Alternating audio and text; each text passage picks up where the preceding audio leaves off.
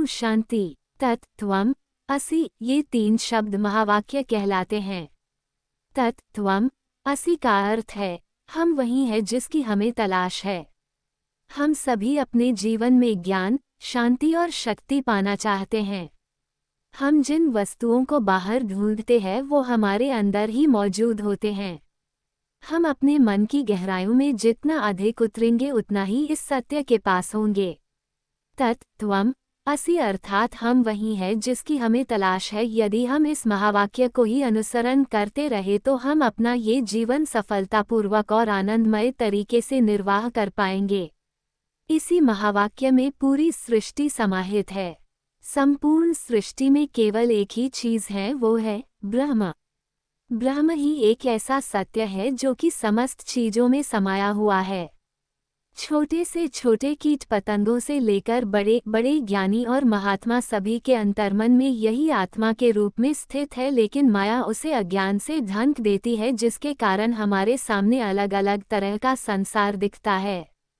हम स्वयं को उस परम शक्ति ब्रह्म से अलग मानकर उसे बाहरी वस्तुओं में खोजने लगते हैं, जबकि वो तो हमारे भीतर ही समाहित है।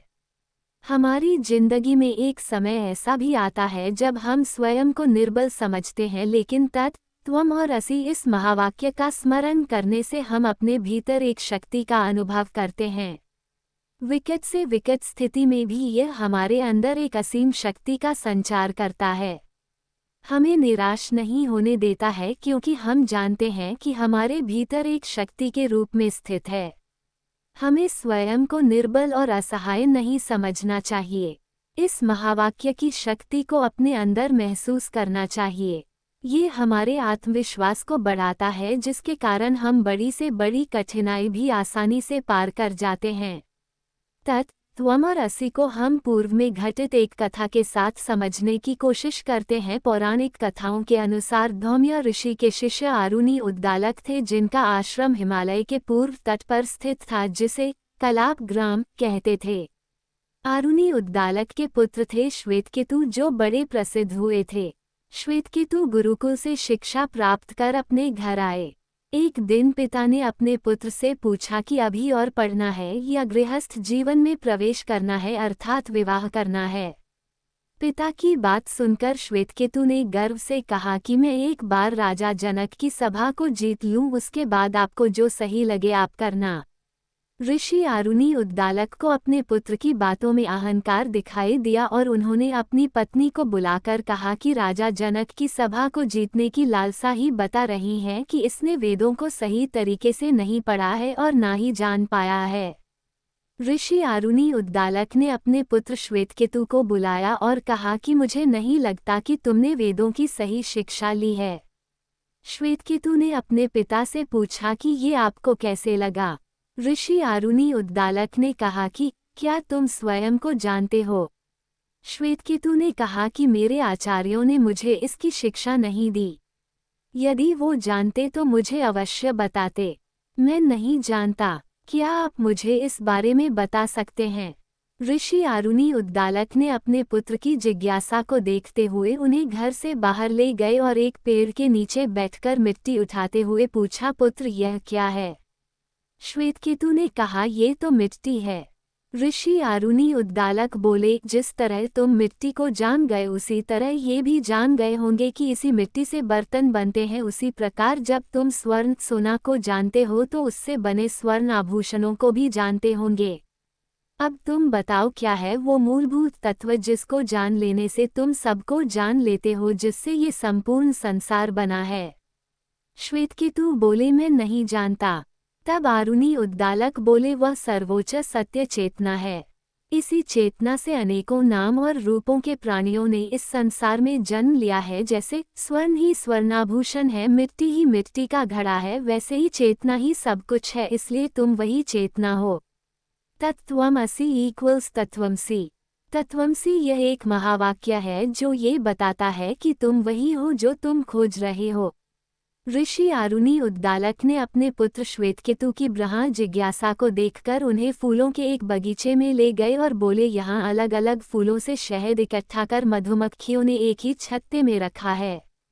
इस छत्ते में मिलने के बाद क्या कोई शहद कह सकता है कि मैं इस फूल का हूँ और मैं उस फूल का हूँ? उसी तरह कोई व्यक्ति उस शुद्ध चेतना के साथ एक हो जाता है तो उसकी व्यक्तिगत पहचान समाप्त हो जाती है, ठीक उसी तरह जैसे सागर में मिलने के बाद नदियाँ अपना अस्तित्व खो देती है। वो चेतना ही है जो सबको जोड़ती है, जिससे तुम, मैं और यह सब, ये समस्त संसार बना है।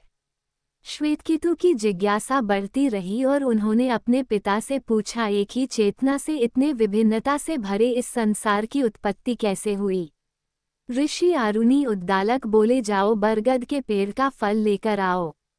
श्वेतकेतु बरगद का फल लाकर अपने पिता के समक्ष बैठते हैं। तब ऋषि आरुणि उद्दालक ने अपने पुत्र से उस फल को तोड़ने के लिए कहा और पूछा, इसमें क्या है? श्वेतकेतु कहते हैं कि इसमें बहुत सारे छोटे छोटे बीज है। तब ऋषि आरुणि उद्दालक ने कहा, किसी एक बीज को तोड़कर देखो और बताओ कि इसमें क्या है। श्वेतकेतु ने छोटे से बीज को तोड़ा और कहा, यह इतना छोटा छोटा है कि इसे देख पाना संभव नहीं है। तब ऋषि आरुणि उद्दालक ने कहा, ये सूक्ष्म बीज जिसे तुम देख नहीं सकते, इसी बीज से ही तो ये बरगद का पेड़ है। उसी तरह उस चेतना जिसे हम देख नहीं सकते से ही विभिन्नता से भरा ये संसार उत्पन्न हुआ है। इसके बाद ऋषि आरुणि उद्दालक ने श्वेतकेतु को एक लोटे में जल में नमक घोलकर लाने को कहा और श्वेतकेतु को लोटे की ऊपरी सतह का जल पीने को कहा और पूछा, कैसा स्वाद है? श्वेतकेतु ने जल पिया और कहा कि नमकीन है। ऋषि आरुणि उद्दालक ने श्वेतकेतु को लोटे के बीच का जल पीने को कहा।